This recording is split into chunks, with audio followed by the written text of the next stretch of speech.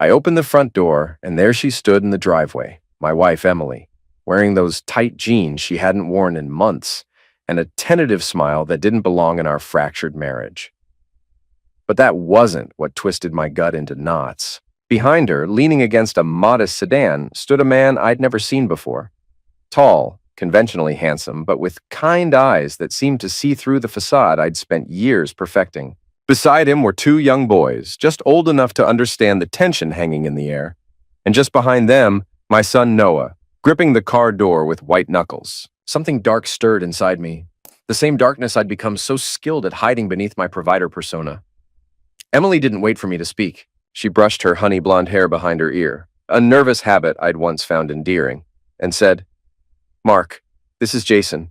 We've been seeing a family counselor together. The boys, too." She paused, her voice steady but cautious. "I think it's time we stop pretending." I smiled, not my warm smile, the one I'd practiced in the mirror to appear normal, approachable, safe. No, this was the smile that made Emily flinch when no one else was watching. "Pretending what, exactly?" My voice was velvet-wrapped steel. She stepped past me, her shoulder brushing mine as she entered our house. Jason followed with the kids, nodding respectfully in my direction. Noah hung back, his eyes darting between us like he was calculating the safest path through a minefield. "You and I," Emily said, setting her purse on the kitchen counter, not tossing it, placing it deliberately like she'd rehearsed this moment. "We've been broken for a long time. You're just," she chose her words carefully, unwilling to admit it. Noah slipped in beside me, keeping the island between us, a barrier he'd learned to maintain. "Dad," he said, his voice smaller than his 12 years, "can I go to my room?" Before I could answer, Emily spoke, her eyes never leaving mine. "Actually, Noah, I'd like you to stay. This concerns you, too." I felt it then, the familiar pressure building behind my eyes, the tightening in my jaw that Emily had learned meant danger. "Listen to your mother, son," I said with calculated calm. "Since when do we keep secrets in this family?" The irony wasn't lost on any of us. Jason cleared his throat. "Mark, I know this is difficult, but Emily and I thought it would be better if we talked openly, for the kids' sake." "The kids," I repeated, my gaze sliding to his two boys who were standing awkwardly by the door. "And what stake do they have in my marriage?" "They're going to be part of Noah's life," Emily said. "Jason and I have been seeing each other for a while now." 3 months, I corrected her, watching her eyes widen slightly. "Tuesday nights and Sunday afternoons. Sometimes Wednesday mornings when you told me you were at Pilates." I smiled again as understanding dawned on her face. "What? You think I didn't know?" "I've always known, Emily. I just decided when you were allowed to leave." The room went silent. Jason stepped forward, instinctively putting himself between Emily and me. "Mark," Emily's voice trembled slightly, "this is exactly why I needed to get away. The controlling, the monitoring, the protection," I finished for her. "I protected this family while you were out freaking discount Ken here." Jason's jaw tightened. "Hey, there are kids present. Let's keep it respectful." I laughed, the sound like breaking glass. "Respectful? You're standing in my house with my wife, lecturing me about respect?" I moved toward him with deliberate slowness. "Tell me, Jason, did she mention the incident last Christmas? Or the one before that? Did she tell you why we had to replace the dining room table?" Emily's face drained of color. "Stop it." "No, I'm curious," I continued, circling Jason like a predator. "Did she tell you about her little problem with pills? Or how many times I had to clean up her messes? Did she tell you about the night Noah had to call 911 because Mommy wouldn't wake up?" "That's enough," Emily snapped, her eyes darting to Noah, who was staring at the floor, shoulders hunched. Jason stood his ground. "I know enough, Mark. I know you've isolated her from friends and family. I know about the accidents. I know you track her phone, monitor her spending, and check her messages." I stopped circling, my smile never faltering. "And yet here you are, walking into the lion's den. Brave man." Noah suddenly spoke up, his voice stronger than I'd heard in months. "Mom, can we just go?" He looked at me, and I saw something in his eyes that cut deeper than any knife, not fear, but resignation. "Please?" Emily moved to him, putting an arm around his shoulders. "Yes, baby, that's exactly what we're doing. We're going to stay with Jason for a while." "Like heck you are," I said, my voice dropping to a dangerous whisper. "Noah stays here." "Actually," Emily pulled a folded document from her purse. I have a temporary restraining order and emergency custody approval. Noah comes with me. I snatched the paper from her hand, scanning it with disbelief that quickly morphed into rage. You went behind my back? To a judge? After what happened last month, yes, Emily said, finding her courage. The school counselor helped me document everything. Your outbursts, the discipline, the isolation, it's all there. I crumpled the paper in my fist. This is nothing, a temporary nuisance. You think some piece of paper will keep what's mine from me? Jason stepped forward again. Mark, this doesn't have to get ugly. We can arrange visitation once things cool down. Let's all take a breath. In one fluid motion, I grabbed Jason by the throat and slammed him against the wall, my forearm pressing against his windpipe. Let me make something perfectly clear, I hissed into his face. You don't tell me how to handle my family. You don't tell me when I can see my son, and you definitely don't tell me to breathe. Jason's boys screamed. Noah shouted, Dad, stop! Emily was pulling at my arm, her nails digging into my skin. I released Jason suddenly, sending him gasping to his knees. Just as quickly, my demeanor shifted, voice returning to that practiced calm. See what you've done, Emily? Upset everyone with your drama. This is just like you. Creating chaos and then playing victim. Emily was helping Jason up, her hand shaking. This is exactly why we're leaving. Noah, get your backpack. We packed some of your things already. He's not going anywhere, I insisted, moving to block the stairs. Noah looked up at me, tears streaming down his face. I saw everything, Dad. I recorded it on my phone. What you did to Mom last month. I sent it to Jason when Mom was too scared to call the police. The betrayal hit like a physical blow. My own son, my flesh and blood. You little... I stepped toward him, but Jason intercepted me, recovered now and ready. Touch him, and I swear to God, I'll kill you myself, Jason said, his voice lethal quiet. We stood there, locked in a standoff, when Emily suddenly grabbed Noah's hand. We're leaving. Now. This isn't over, I promised, my voice eerily calm again. Not by a long shot. It is for now, she said, backing toward the door with Noah. The police are on their way. I called them before we arrived. 2-minute response time from Officer Daniels. You remember him, right? The one who took my statement after you broke my wrist? I heard sirens in the distance. Clever girl, finally learning to play the game. Go ahead, I said with a cold smile. Run, hide. But remember what I told you on our wedding night, Emily. Till death do us part. I meant every word. The color drained from her face as she hurried Noah and Jason's boys out the door. Jason lingered for a moment, his eyes never leaving mine. If you come near them, he said quietly, they'll never find your body. I chuckled. Amateur! Threats only work when you have the stomach to follow through. Do you, Jason? Do you have what it takes? The sirens grew louder. Jason backed out, joining Emily by the car. I stood in the doorway, watching them pile into Jason's sedan, my face a mask of controlled rage. As they pulled away, I raised my hand in a mock wave, just as the first police cruiser rounded the corner. Game on. The interview with the police was a masterclass in manipulation. I presented myself as the shocked, devastated husband, blindsided by my wife's affair and her sudden decision to take my son. Officer Daniels, despite his history with Emily, found nothing but a composed, rational man in mild distress. I just want what's best for Noah, I told him, eyes downcast with practiced vulnerability. Emily's been struggling with substance issues for years. I've been trying to protect her reputation, but now that she's exposed our son to her, lifestyle choices, I can't stay silent. Daniels made notes, his expression unreadable. Mr. Taylor, your wife has made some serious allegations. I'm sure she has, I sighed. Emily has a vivid imagination when she's using. The broken wrist, she fell down the stairs during one of her episodes. I begged her to get help. There are hospital records of at least 3 similar incidents in the past 2 years. What I didn't mention was how carefully I'd orchestrated each accident, ensuring there were no witnesses, that Emily was always too sedated or terrified to tell the truth. The beauty of gaslighting is watching your victim doubt their own reality. And the recording your son mentioned, I frowned, the perfect picture of confusion. Recording? I have no idea what that's about. Noah's been having a rough time since Emily started her affair, acting out, making up stories. I've been meaning to get him into therapy. By the time Daniels left, the temporary restraining order remained in effect, but I could see the seeds of doubt I'd planted. It would be enough for now. After closing the door, I went to my study and unlocked the hidden panel behind the bookshelf, revealing my contingency arsenal. Every text, every email, every prescription record meticulously documented. Emily thought she was escaping, but she'd merely graduated from one cage to another, the cage of evidence I'd constructed around her over years.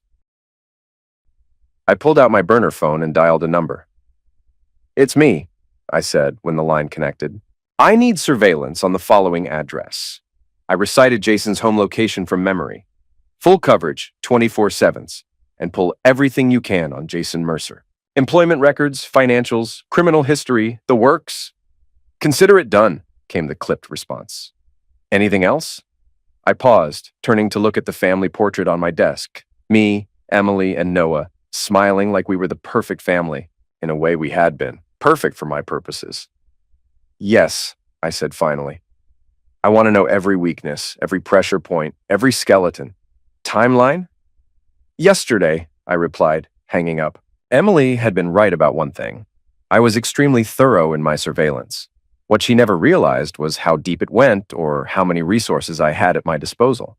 The respectable investment advisor persona I'd cultivated was just another mask, concealing networks of contacts in places she couldn't imagine. I poured myself a scotch and settled into my leather chair, scrolling through the photos I'd accumulated of her and Jason over the past 3 months.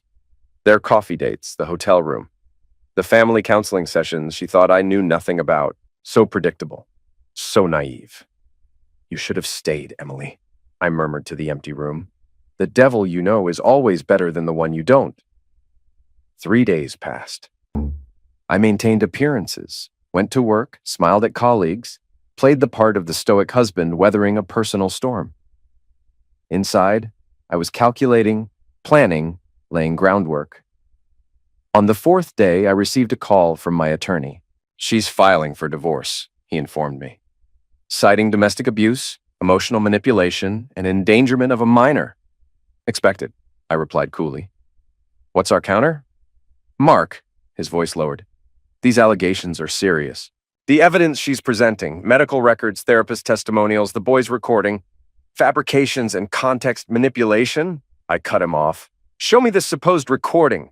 I haven't seen it yet." Her attorney is keeping it close until the hearing. "Mark, if there's any truth to—" "Jonathan," I interrupted again, my voice deceptively gentle. "How long have we known each other?" He sighed. 20 years. And in those 20 years, have I ever seemed like the monster she's describing? No, but have I ever given you reason to doubt my character? No. Then trust me now. Emily is unwell. She's been mixing prescription medications with alcohol for years. She's invented these allegations to cover her affair and justify taking my son. I need you in my corner, Jonathan. Completely. The silence stretched for several seconds before he responded. "All right, I'll pursue the substance abuse angle. We'll request a psychological evaluation and drug testing. If she's been using, as you claim, it will undermine her credibility." "Perfect," I said. "And Jonathan? I want Noah back home where he belongs, whatever it takes."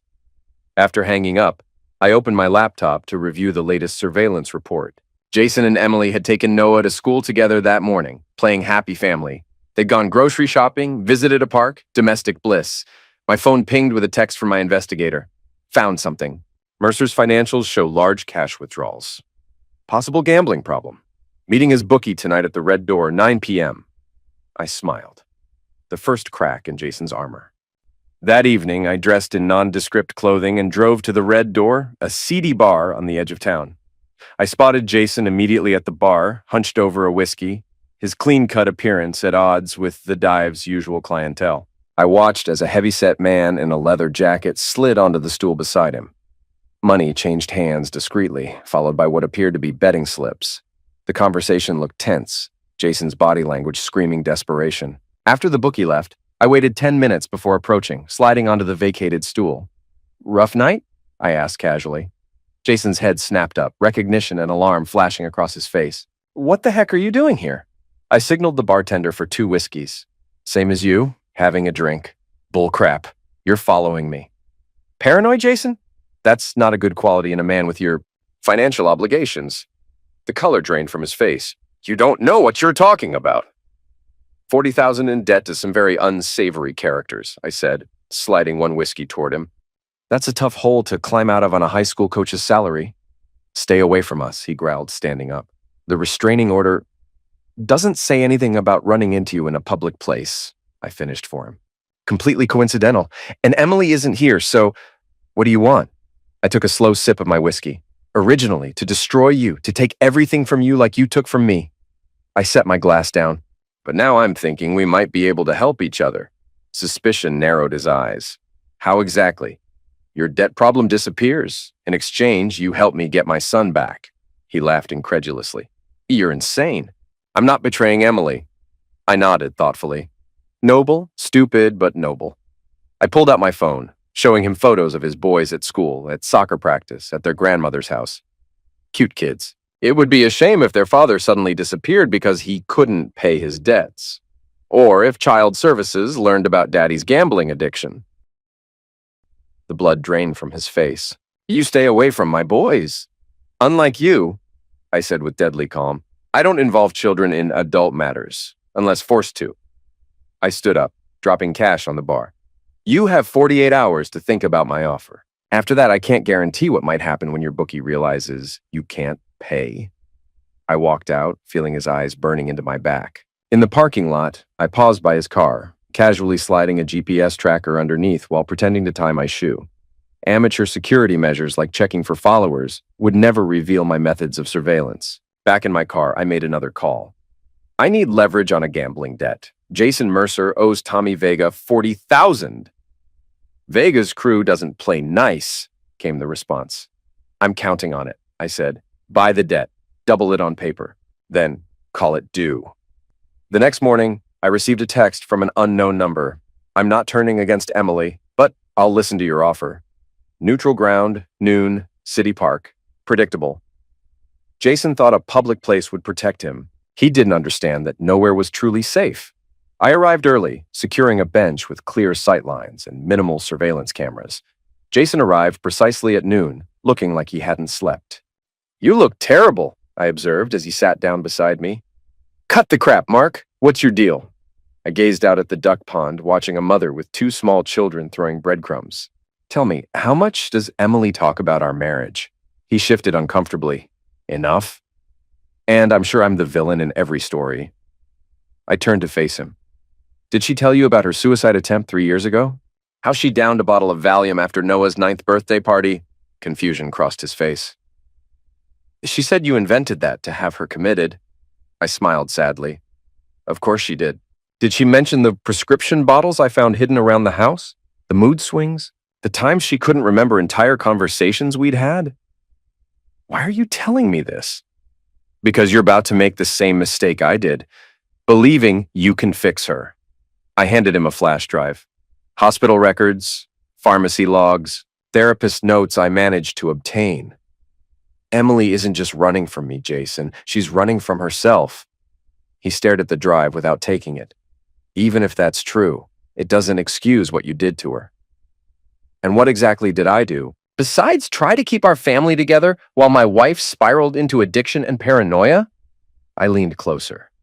The abuse she describes, self-inflicted injuries during episodes she doesn't remember, the controlling behavior, trying to keep her from buying more pills, from driving under the influence with our son in the car. Jason's certainty wavered visibly. The recording. What recording? This mythical evidence Noah supposedly has? Ask yourself why no one's actually seen it. Because it doesn't exist. Why would Noah lie about something like that? Because Emily convinced him to. She's manipulative when she needs to be, especially with Noah.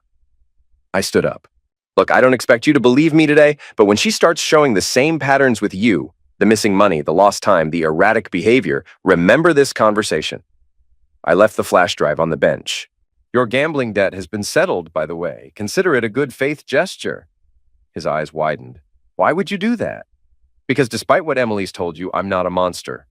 I'm a father who wants his son back. I started walking away, then paused. Oh, and Jason, when it all falls apart, and it will, call me. Noah deserves stability. That night, my surveillance team reported movement at Jason's house. Emily was packing bags into her car while Jason stood in the driveway, arms crossed, clearly agitated, An argument was in progress. I smiled. The seeds of doubt were already sprouting. My phone rang, a number I didn't recognize. Dad? Noah's voice was small, tentative. I sat up straight. Noah, are you okay? Mom and Jason are fighting, he whispered. About you. About some medicine Mom's been taking.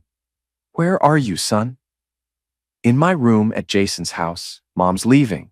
She says Jason's just like you. Perfect. Do you want to come home, Noah? A pause. I don't know. Mom says you hurt her. And what do you think? Have you ever seen me hurt your mother? Another longer pause. No, but the recording. What recording, Noah? The one you told the police about? Show it to me. If it exists, if it shows me hurting your mother, I'll plead guilty to everything. I'll walk away.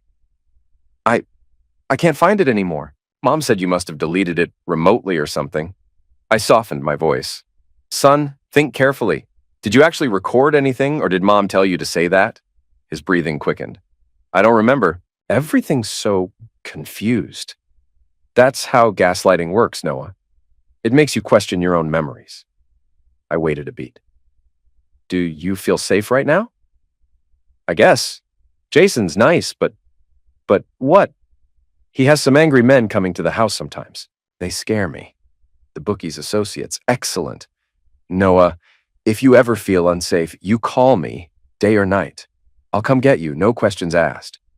Do you understand? Yes, he whispered. I have to go. Mom's coming back inside. After he hung up, I made a call to Child Protective Services, anonymously reporting concerns about Noah's living situation. Volatile adults, possible drug use, suspicious visitors. Just another piece on the chessboard. A week later, my lawyer called with news. The judge had ordered a psychological evaluation for Emily and supervised visitation for me with Noah. The evaluation would be simple to manipulate. I'd already laid groundwork with Emily's new psychiatrist, coincidentally running into him at a medical conference, and sharing my concerns about my wife's mental health history. The first supervised visit with Noah was scheduled at a family services center. I arrived early, bringing his favorite comic books and a basketball. The perfect, caring father. When Noah arrived, he seemed withdrawn, uncertain. The social worker, Miss A.A. Patel, observed from a discreet distance as we settled at a table in the visitation room. How are you holding up, champ? I asked, keeping my voice gentle. He shrugged. Okay, I guess. How's school going? Fine. I leaned forward slightly. Noah, you know you can talk to me about anything. Right? I'm still your dad.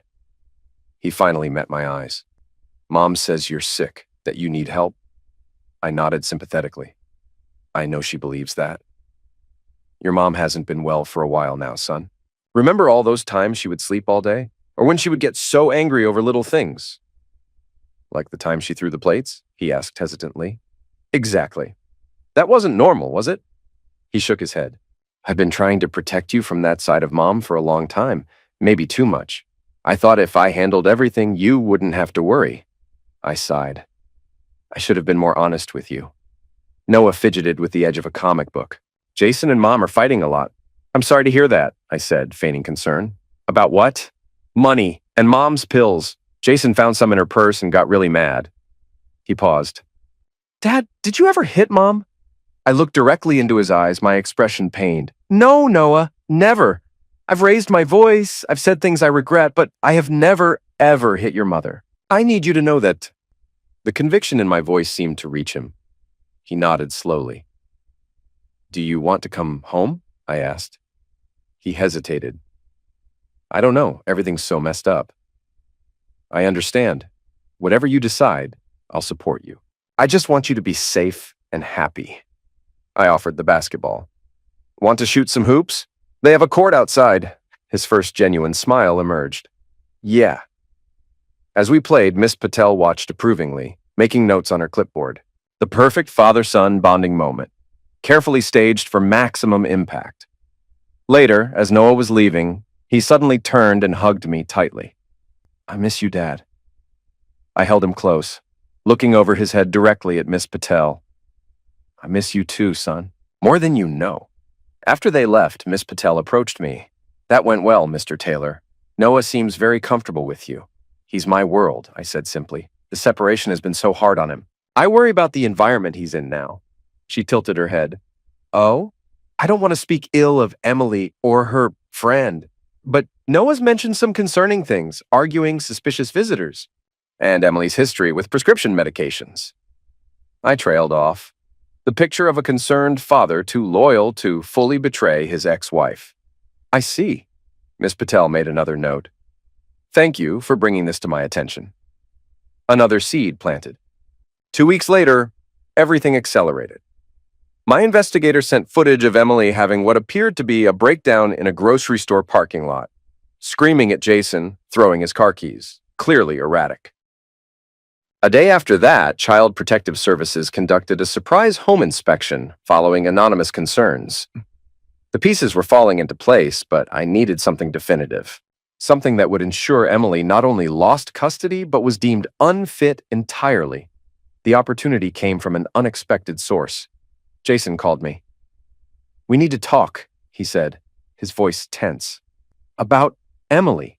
We met at a coffee shop across town. Jason looked haggard, defeated. You were right, he admitted without preamble.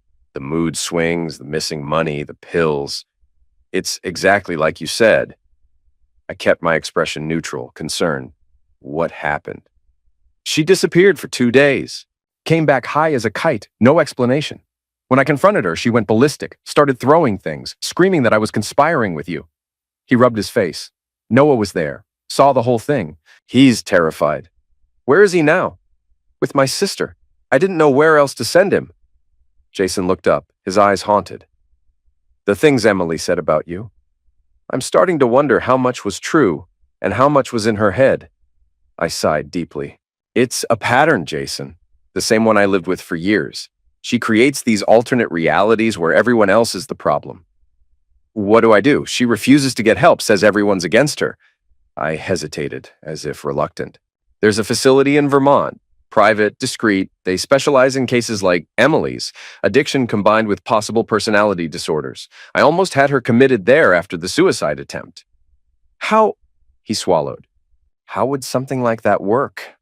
With documented evidence of her behavior and testimony from those close to her, a judge could order an involuntary psychiatric hold. It would give her the help she needs and... I met his eyes. Protect Noah. Jason nodded slowly. What would you need from me? Just the truth, Jason, for Noah's sake. The following week moved like clockwork. Jason documented Emily's episodes, her pill use, her erratic behavior. Combined with my years of meticulous records and Noah's new testimony about her instability, we built an airtight case. The emergency hearing was scheduled for Friday morning. Emily, suspecting nothing, was blindsided when served with papers Thursday night, a petition for involuntary psychiatric commitment and an emergency custody revision. I expected her to run. I was counting on it. My surveillance team reported she left Jason's house at 2 a.m., throwing belongings into her car, clearly intending to flee. Noah was with her. Perfect. I called the police immediately, reporting my son had been taken by his mentally unstable mother who was fleeing a court order. Then I got in my car and activated the tracking app on Noah's phone, the one he thought was just a game app I'd installed years ago. The signal led me to the highway heading north. I pushed my Mercedes to 90, gaining ground rapidly. Within 20 minutes, I spotted her Volvo weaving slightly between lanes. Desperate, reckless Emily, just as I'd calculated. I pulled alongside, seeing Noah's frightened face in the passenger seat. Emily's eyes met mine through the window, widening with panic. She accelerated suddenly, cutting across 2 lanes toward an exit. I followed, keeping pace easily as she took the ramp too fast, her car fishtailing. She recovered, barely, speeding down a county road into increasingly rural territory. Perfect. No witnesses. I called 911 again. My wife has abducted our son and is driving erratically on County Road 27. I'm following at a safe distance. Please, hurry! I fear she's going to crash! Emily's car swerved wildly as she looked back at me, her fear making her careless. The road curved sharply ahead, a curve I knew well from my advanced planning. I accelerated, pulling alongside her again. Noah was crying now, clutching the dashboard.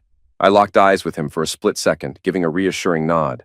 Then I swerved toward Emily's car. Not enough to hit it, just enough to startle her. She overcorrected violently, sending her Volvo into a spin. The car careened off the road, rolling once before coming to rest against a tree. I slammed on my brakes, fishtailing to a controlled stop. Then I ran to the wreckage. Phone recording video as I approached, documenting the scene. The hero father rushing to save his son. Noah was conscious, suspended upside down by his seatbelt, crying in terror. Emily was slumped against the airbag, blood trickling from a cut on her forehead. I wrenched Noah's door open, unbuckling him carefully and pulling him free. "I've got you, son. You're safe now." He clung to me, sobbing. "Mom, is Mom okay?" "She'll be fine," I said, carrying him away from the car. "Help is coming." I set him down a safe distance away, then returned to Emily's door. She was stirring now, disoriented. I leaned in close, making sure Noah couldn't hear. "You should have stayed, Emily," I whispered. "Now, look what you've done." Her eyes focused on me, sudden clarity and horror dawning. You did this." I smiled, making sure her door was locked from the outside. "No, Emily, you did this."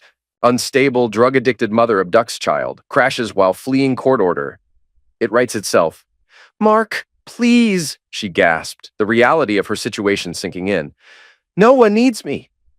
"Noah needs stability," I corrected her. "Something you've proven incapable of providing." I walked back to Noah as sirens approached in the distance. Wrapping my arms protectively around my son, I whispered, "It's over now. You're coming home." 3 months later, life had settled into a new normal. Emily was committed to the facility in Vermont, diagnosed with bipolar disorder, substance abuse, and borderline personality disorder. The judge had granted me sole custody of Noah, with Emily limited to supervised visitation once her doctors deemed her stable, which, given my network of influence at the facility, would be a very long time. Jason had faded into the background, his testimony about Emily's instability proving crucial in the hearings. His own custody arrangement with his ex-wife had mysteriously become more complicated, keeping him too busy with his own problems to interfere further. Noah was adapting well to being home, his therapist, carefully selected by me, helping him process the trauma of his mother's illness and the accident. The narrative was simple. Emily had been sick for a long time. Dad had tried to protect Noah from the worst of it, and now they were rebuilding together. I stood in the doorway of Noah's room, watching him sleep peacefully, the perfect picture of fatherly devotion. My phone vibrated with a text from the facility's director. Patient continues to insist on conspiracy theories about husband. Increasing medication dosage as discussed. I smiled, pocketing the phone and gently closing Noah's door. In my study, I opened my laptop and began systematically deleting surveillance files, erasing the digital trail of my meticulous destruction of Emily's life. The beautiful irony was that the more she insisted I had orchestrated everything, the more delusional she appeared. I opened the bottom drawer of my desk, removing a small velvet box. Inside was Emily's wedding ring, retrieved from her personal effects at the hospital. I turned it in the light, watching it sparkle. "Till death do us part," I murmured, closing the box with a snap. A father would do anything to protect his family, even if that meant destroying the woman he once loved. After all, some cages are more comfortable than others.